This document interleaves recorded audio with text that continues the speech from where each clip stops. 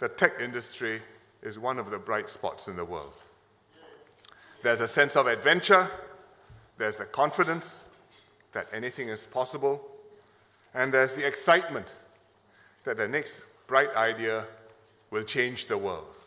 And I'm sure all of you feel that and live that, and that's why you're here this evening.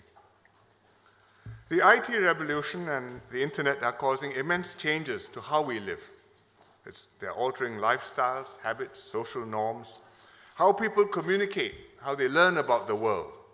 Not just books, newspapers, or television, but Wikipedia, Twitter, Snapchat, and the next startup tomorrow, which are much more dynamic and can better keep up with a changing world. Or how we shop online with retailers like Amazon offering 1-hour deliveries, or get around town with new services like Uber or Grab Taxi. All this IT can only be a good thing for Singapore because we're well placed to take advantage of the technology and to make a quantum leap forward. Why? I give you 3 reasons. Firstly, because our ethos in our society is rational, technological, forward-looking. We've always looked ahead, tried to look over the horizon, to keep our economy open, and to use technology to overcome our physical constraints. We're investing in R&D. Over the past 10 years, we've invested 30 billion Singapore dollars. We've grown research institutes that work with companies to develop new solutions. We've pushed for e-government. We introduced electronic tax filing back in 1998. Seems an age ago, before anybody else did it, and today, 97% of taxpayers file their taxes online. And because we've kept our tax code simple, you don't have to buy Quicken, Intuit, or any such thing. So, and because we automate the collection of information and populate the table for you, you don't have to work quite so hard. It's a little bit harder to cheat. And 3 in 5 taxpayers don't even bother about filing taxes. They just take it on trust that our Inland Revenue Authority of Singapore has done their sums right. So, e-government works in Singapore, and other services too. For example, you can set up a company in 15 minutes online. You can choose schools for your children, book sports facilities, apply for passports or visas online. And everyone just takes it as naturally the course of events and the way things are, that that's how things work in Singapore. And it's not just more convenient, but also more productive and more efficient. And it distinguishes us from many other cities in the world. So that's the first reason. This is our ethos of the society. We are rationalistic, we are technologically driven, forward-looking. Secondly, we have a population that's IT savvy and who understand technology, at least understand how to use it. Students go to school, they have a strong foundation in maths and science. If you look at PISA results comparing maths and science achievements of students in different countries in the world, as far as maths is concerned, science is concerned, we are about ranked 1 or 2, comparable to Shanghai. And if you look at where our people have gone in overseas, in engineering companies, Google, Facebook, Silicon Valley, there are many Singaporean overseas holding key engineering positions. So we have the talent, we have the network, I think we have the know-how to help us get a head start. Thirdly, this is a highly connected and wired up island. We have more mobile phones in Singapore than there are people. In fact, there's 1.5 per person, 1.5 phones per person. On trains and buses, more than half the people are looking at their smartphones. On railway station platforms, we are now installing Wi-Fi so that from the Wi-Fi hotspot, we can tell how many people are standing on which part of the platform. And our smartphone penetration is the highest in the world. We've rolled out national gigabit fiber access available to homes and offices across the country. And currently, we top the Ookla chart as a nation with the highest download speeds. And if you want to know how easy it is to get addicted to that, you travel overseas, book into a hotel, and try to get Wi-Fi. And it's not very Wi-Fi. And that's why we've set ourselves a goal of becoming a smart nation. In order to bring all these advantages together and become one of the top countries in terms of quality of life, in terms of vibrancy, in terms of opportunities for our people. There are lots of smart cities around the world, and many experiments in using technology to improve people's lives. For example, Kansas City is wiring up with gigabit internet, courtesy of Google Fiber. Rio de Janeiro set up a central ops command center for municipal and emergency services, I think done with IBM. Seoul is collecting public transport data to run the transport system more efficiently. New York City has NYC 311, a one-stop shop for all government information and non-emergency services. So there are lots of cities wanting to be smart. The difference with this city wanting to be smart is that Singapore is also a country. So we can take a holistic national view and not just a municipal one. And we are mustering the full resources of our institutions, our people, and our companies to focus decisively on big, complex problems, things which matter to us, matter to our people. So it's not gee whiz high-tech, but something which can actually make a difference to people's lives. For example, as a city, we could work with companies to develop solutions for telerehabilitation. Have your physiotherapist across Skype. But as a country, we can integrate telerehab with a public housing infrastructure and the national healthcare system, and rally different communities to provide emotional and social support to the patients. So we are trying something more than to be a smart city. Of course, other countries have similar ambitions. For example, Britain has a Tech Nation initiative. And I think each country will stake out a different niche for itself. But our advantage is that we are compact, we have a single level of government, we can decide efficiently, we can scale up successful experiments and pilots without any delay. Also, we're able to take a long-term view and see through big transformations to the end until they bear fruit for citizens.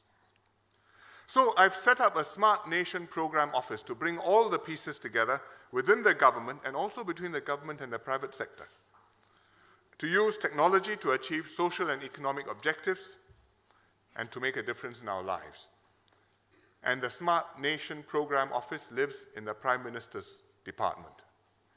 And I take a personal interest in this because 40 years ago, after doing a maths degree, I went on to study computer science on my father's advice. He said there's a future in that. And he was right. So for the Smart Nation Program Office, I've put a minister, Vivian Balakrishnan, in charge, reporting to me.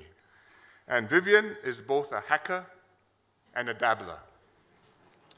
He used to be an eye surgeon, but since he doesn't get to operate on eyes nowadays, he dabbles building robots, assembling watches, wireless devices, and programming apps. His day job is to be Minister for the Environment and Water Resources. So when he builds apps, he uses the real-time APIs generated by the ministry. That's called user testing. I'm lax. I used to enjoy this. It's a long time since I've done anything. The last program I wrote was a Sudoku solver in C++, several years ago, so I'm out of date. My children are in IT, two of them, both graduated from MIT. One of them browsed a book and it says, here, read this. It says Haskell. Learn you Haskell for great good. And one day that will be my retirement reading.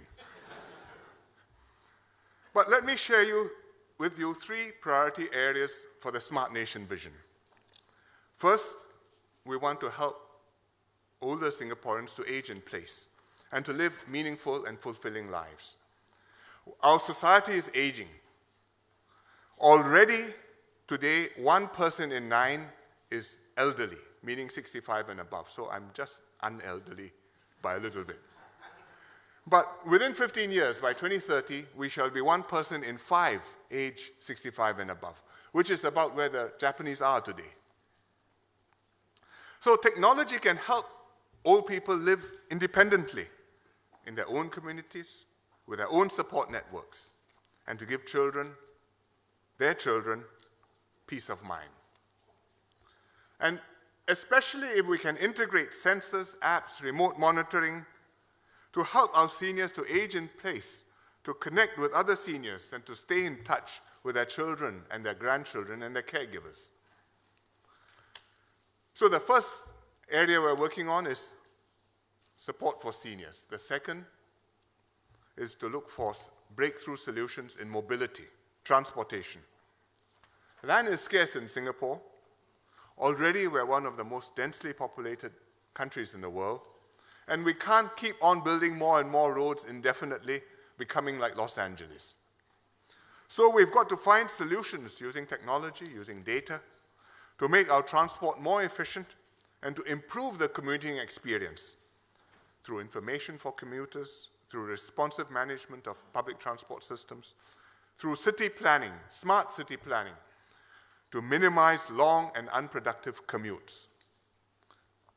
So that's the second area, transportation breakthroughs. A third area is to become a safe and secure data marketplace. A place where companies can easily conduct testing and extract insights on market research, on consumer trends. A place where data can be shared in order to unlock value and innovation. A place where the government releases many data sets to the public to build applications and services. We've been doing that. People would like even more, but if you compare us with other countries, I think we put out quite a lot of information, and we have an open data portal, data.gov.sg, but we don't always release the information in the best possible way. And our APIs are not as polished and as standardized as they should be. In fact, sometimes there's no API. It's a tab-delimited text file. And then you've got to write your own API to manipulate them. But we are working on this. So these are 3 verticals which we want to get right for Singapore: elderly, transportation, data. But there's one horizontal which is critical to any smart nation, and that is cybersecurity. Because with more connectivity, with more systems going online, enabled by technology, we have to take cybersecurity very, very seriously. The threats are real. IT systems in Singapore are constantly probed, regularly attacked, and unfortunately, from time to time, compromised and penetrated, just like IT systems anywhere else. So we have to ensure that our defense are up to scratch and that we plug any holes that we discover as soon as possible. And that's why we set up a cybersecurity agency recently to oversee all the national cybersecurity functions and make sure that the interconnectivity between different sectors, like water, healthcare, transportation, and the vulnerabilities of this interconnect are covered. And Minister Yaacob Ibrahim is in charge of this very difficult job. So there are many opportunities for the Cybersecurity Authority to work with the private sector and for companies like yours to make a contribution, not least by please keeping your own IT system secure, because your hole can be somebody else's hole as well, your clients, your partners, your counterparties. So I've outlined a few challenges that Singapore hopes to tackle, but actually these are not very unique to us. Other countries face similar challenges. What's different here is that here you can prototype and test bed the new ideas, and you can scale. It's compact, it's a little bonsai, you get it to work, you got the essence of the idea right, it's a rapid prototype. And you can develop the same idea elsewhere. If you can make it work in Singapore, you have a chance to adapt and apply it to other contexts. If it doesn't work in Singapore, it's probably worth a rethink. It's like how we pioneered electronic road pricing, how we've carved out a niche for ourselves in water technologies, water purification, and made it work here, and offered an interesting example for others to look at and perhaps to pick up ideas from. And we are now embarking on our Smart Nation journey with the same determination and the same confidence. To make a smart nation succeed, we need an entrepreneurial culture. You can import the latest technology, you can implement business-friendly schemes, but ultimately you need that culture, that spunk, daring to dream, daring to fail, daring to take on big challenges. Many countries have tried to nurture this culture. Only a few have succeeded. America is one of them, Israel is another. Perhaps there will be one or two somewhere in Asia. But the places which succeed in doing this, even in America, is not everywhere, but a few places. It starts a virtuous circle. Talent attracts more talent, more ideas and startups are established, the excitement builds on itself, and we get more breakthroughs. We are beginning to see such an entrepreneurial culture here in Singapore. We have a startup district called the Launchpad that brings together the government, the startups, the venture capitalists, and the talent. And the Launchpad has been described as the world's densest startup ecosystem. We have government support and schemes to help the startups. At the beginning, the grants were chasing the projects. From the point of view of the grant giver, this was a very worrying thing. Today, the projects are chasing the grants, and I feel much better. Launchpad is almost full with startups, incubators, and VCs. And we have some homegrown successes like Zopim, Razer, Carousel, and Viki, and more youths participating in hackathons.